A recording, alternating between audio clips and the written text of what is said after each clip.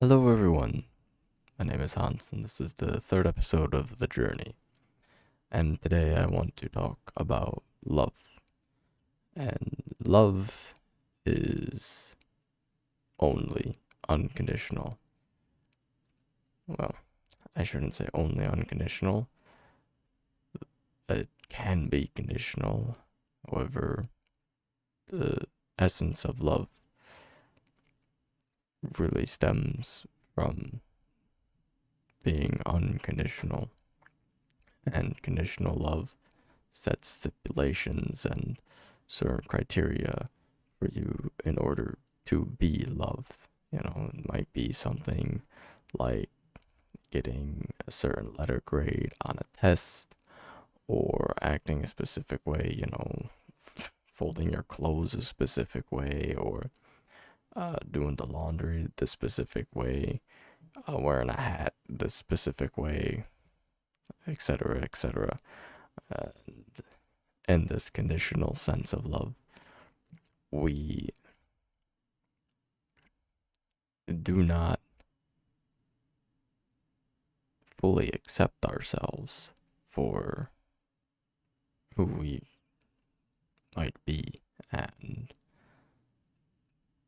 to me, that is quite sad, and it makes the world a little bit harder to approach, if you will. And that conditional love usually is implemented onto us as children and as we grow up, and then we kind of adopt these in our full adult lives, and we just live with them and we don't really do anything to change them. However, the world is a mirror of our insides. So if we believe these conditional senses, right, of what we have to do to be loved, then the world will show us these people and scenarios in which you have to be a specific way in order to be loved. And if one understands that, then one can start to undo that and create a world that looks and feels more open. It is not easy to do, and it usually takes a long time. And, as they say, we are always healing and always growing, especially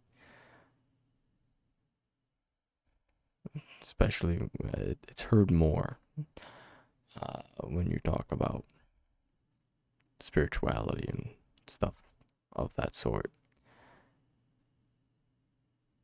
However, it is true throughout everybody's life. It just might look or feel different depending on how into a spiritual practice you might be, whether that be religious or non-religious, like paganism or astrology or just meditating, some of those things.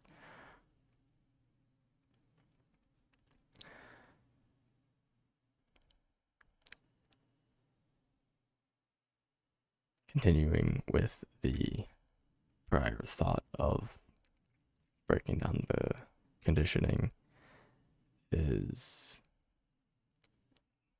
I would ask you to question yourself. When either when something comes up or when you feel a certain way or something, like of not being good enough, I would say, Like, why does it feel like I'm not good enough if I don't do this thing, or if I don't complete this task, or if I don't do X or Y or Z thing? Ask yourself why. Be a 5-year old with yourself. Why this, why that, why? And it takes a moment. And, when you start off, you might need a little extra time to do it. For myself personally, I go to do an action. I'm like, why am I going to go do that? And then I'll just have an answer like, oh, because of this thing in the past or that thing in the past. And, it's very fluid for me at this point. However, it has taken me many, many days, many moon cycles to get to this point. And it, just like everything has its pros and cons. However, for me personally, I definitely enjoy it because it definitely makes sure I'm acting in a more authentic version of myself and not in a conditioned sense where I have to live up to standards of something that feels unobtainable to just be loved when being myself is enough to be loved. And for me, that is many different things, and for other people, it is also many different things. And when you break down that conditioning, then you start to step into a state of unconditional love. And in this unconditional love, you can manifest and create worlds within the material realm that feel authentic and help you obtain the highest version of yourself and your highest reality in which you are successful and you have everything that you could ever want or desire, right? Let's say you want a Lamborghini and you do this inner work to remove all of this conditional love and conditioning of any sort upon yourself, and you get into this unconditional state where and the world is literally your oyster, as they say. You will then create the world in which you do what you want, whatever that might be. Personally, for me, I love art, so that's what I do. And for you, it might be something else. Do not do what feels right for you. However, do not be afraid to experiment. If you feel inspired to try art because you've heard me say it, I encourage you to do so. However, do not feel pressure to stick with it if it doesn't feel right for you. Back to the main point. When you step into this unconditional state, you realize who you want to be. You realize you have the ability to turn yourself, this body, into who you want to be, who you want to play as, if you will. And in doing so, you be your authentic self and you can obtain everything that you want. Want that Lamborghini? You'll work in the sense that you want, right? Maybe you want to work at that Taco Bell. I don't know. I'm not going to judge. That is another part of unconditional love. There's no judgment. If you want to work at that Taco Bell, be my guest. I'm not going to be here to judge you for how you want to live your life. you want that Lamborghini, you'll work your way up the Taco Bell ladder. Or maybe, you go to Taco Bell, then bounce around the Mickey D's or, Burger King or what have you, and, you get the pay raises and et cetera, et cetera, et cetera, et cetera. And, one day you're driving around in that Lamborghini.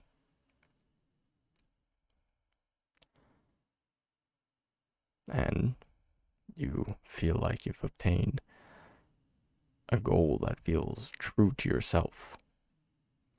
And that feeling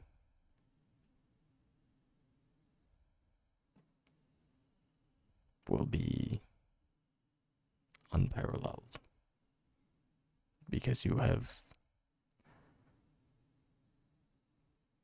reached your goal, your dream, in a way that feels authentic to you, that feels like the true you that you have been put here on earth, in this lifetime to obtain. So, I might be working at that Taco Bell. I might be doing construction. I might be doing something else. And the details are for you to decide. The main point, I will iterate one more time before coming to a close here, is deconditioning yourself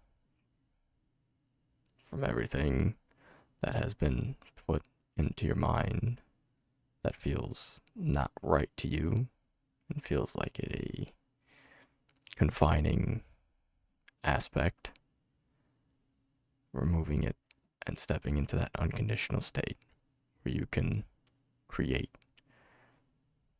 what you want, however you want to do it. And that's all I have to say for today. I love you all. I wish you the best on your journey. And I hope to see you again real soon. Bye-bye.